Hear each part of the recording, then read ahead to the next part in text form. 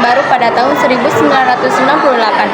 Setelah berkuasanya Presiden Soeharto selama lebih dari 3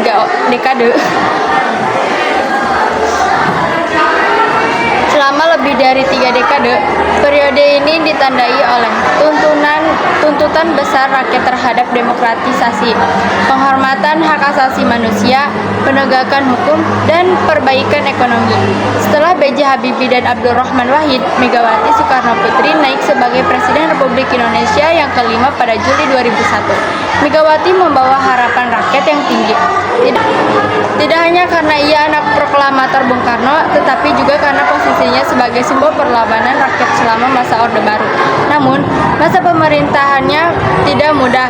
Ia harus menghadapi tantangan ekonomi berat, reformasi politik yang setengah jalan, masalah keamanan yang kompleks, serta transisi menuju pemilu langsung pertama di Indonesia. Kondisi ekonomi pada awal pemerintahannya Megawati menghadapi perekonomian yang belum sepenuhnya pulih dari dampak krisis moneter 1997 sampai 1998. Pemulihan ekonomi nasional, pemerintah berhasil membawa ekonomi Indonesia tumbuh kembali dengan rata-rata 4-5% per tahun, terutama berbakat fasilitas makroekonomi yang dicapai, termasuk pengendalian inflasi yang semula berada di angka 2 digit menjadi salah satu digit, serta stabilisasi nilai tukar rupiah yang sempat terpuruk saat krisis. 2. Reformasi sektor keuangan. Pemerintahan melanjutkan upaya pemulihan sektor perbankan melalui restrukturisasi bank-bank bermasalah, termasuk pelepasan kepemikiran pemerintah di beberapa bank yang disewakan. Namun langkah ini menuai kritik karena dianggap melemahkan kedaulatan ekonomi nasional dan menguntungkan investor asing. 3. Investasi dan utang luar negeri. Utang luar negeri Indonesia masih sangat tinggi, mencapai sekitar US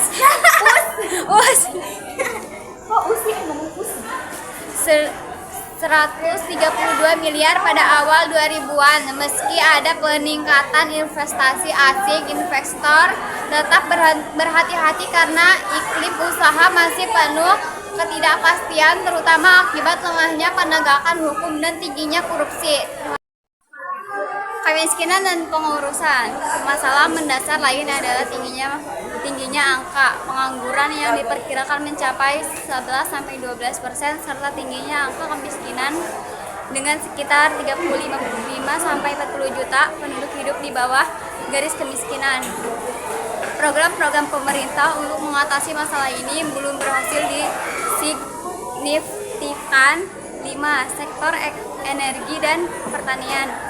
Pemerintah menghadapi dilema dalam mengolah subsidi BBM. Harga minyak dunia yang naik membuat beban subsidi membengkak, serta itu sektor pertanian mulai bangkit, tetapi petani masih menghadapi masalah akses modal, pasar, dan teknologi. Kondisi politik. Stabilitas politik. Megawati berhasil membawa stabilitas politik relatif lebih baik dibandingkan era Abdurrahman Wahid, meskipun stabilitas ini sering dicapai dengan kompromi elit, bukan dengan partisipasi rakyat yang luas.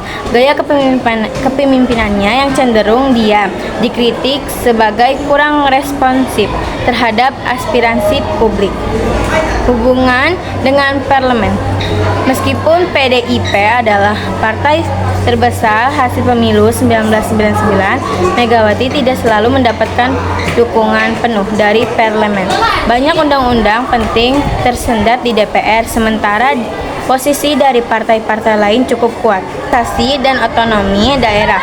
Pelaksanakan otonomi daerah sejak 2001 membawa konsekuensi besar.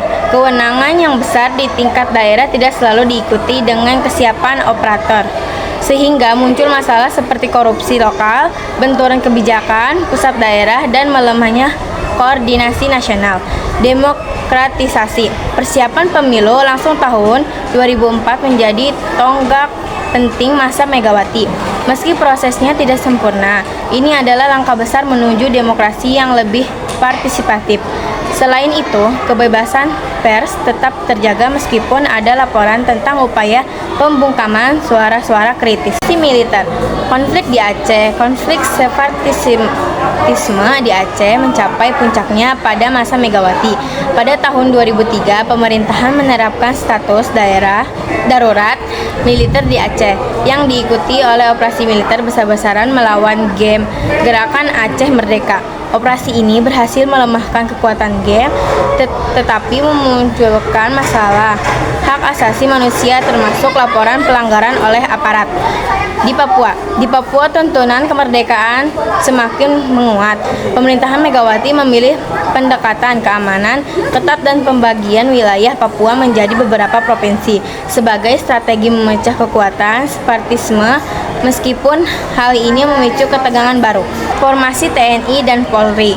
Reformasi militer berjalan lambat. TNI resmi dipisahkan dari Polri. Tetapi pengaruh TNI dalam politik dan bisnis tetap terasa. Megawati tidak banyak mendorong percepatan reformasi di tubuh TNI yang membuat banyak kalangan kecewa. Ancaman terorisme bom Bali 2002 menjadi peristiwa terorisme terbesar yang mengguncang Indonesia. Pada masa Megawati, pemerintahan bekerja sama erat dengan negara-negara barat, terutama Australia dan Amerika Serikat, untuk menangkap pelaku dan membongkar jaringan Jamaah Islamiyah. Akhir pemerintahan Megawati. 1. Pemilu 2004, pemilihan presiden langsung pertama di Indonesia menjadi ujian besar bagi Megawati. Meski berhasil lolos ke putaran kedua, Megawati Hasyim menjadi kalah dari pasangan SBY Yusuf Kala. Banyak analis menilai kekalahan Megawati disebabkan oleh ketidakpuasan rakyat terhadap kinerjanya yang dinilai lambat dan kurang komunikatif. 2. Warisan politik. Meski kalah, Megawati meninggalkan warisan penting berupa sistem pemilu langsung, kebebasan pers, stabilitas politik, dan kesinambungan reformasi. Namun, ia juga meninggalkan pekerjaan rumah besar, ketimpangan sosial, masalah korupsi yang merajalela, dan reformasi sektor keamanan yang belum tuntas. 3. Peran setelah presiden. Setelah lengser, Megawati tetap menjadi figur penting dalam politik nasional melalui PDIP. Ia memainkan peran sebagai kingmaker dan pemilu berikutnya, termasuk mendukung Joko Widodo dalam Pilpres 2014 dan 2019. Penutup, pemerintahan Megawati Soekarno Putri menandai fase penting dalam perjalanan reformasi Indonesia. Di tengah tekanan ekonomi, politik, dan keamanan, Megawati berhasil menjaga stabilitas nasional dan mempersiapkan pemilu langsung yang menjadi pilar penting demokrasi kita saat ini. Namun, keberhasilan itu disertai dengan berbagai kekurangan, reformasi yang lambat, penanganan masalah kemiskinan dan pengangguran yang kurang efektif, serta pelanggaran hak asasi manusia di daerah konflik. Masa pemerintahannya menjadi pelajaran berharga tentang bagaimana transisi demokrasi yang membutuhkan pemimpin yang bukan tetapi juga responsif, komunikatif, dan berani mengambil keputusan strategis untuk rakyat. Kedepan, sejarah akan mencatat masa Megawati bukan hanya sebagai periode kepemimpinan seseorang presiden perempuan pertama, tetapi juga sebagai salah satu jembatan penting menuju demokrasi Indonesia yang lebih mohon. Sekian dari kami. Wassalamualaikum warahmatullahi wabarakatuh.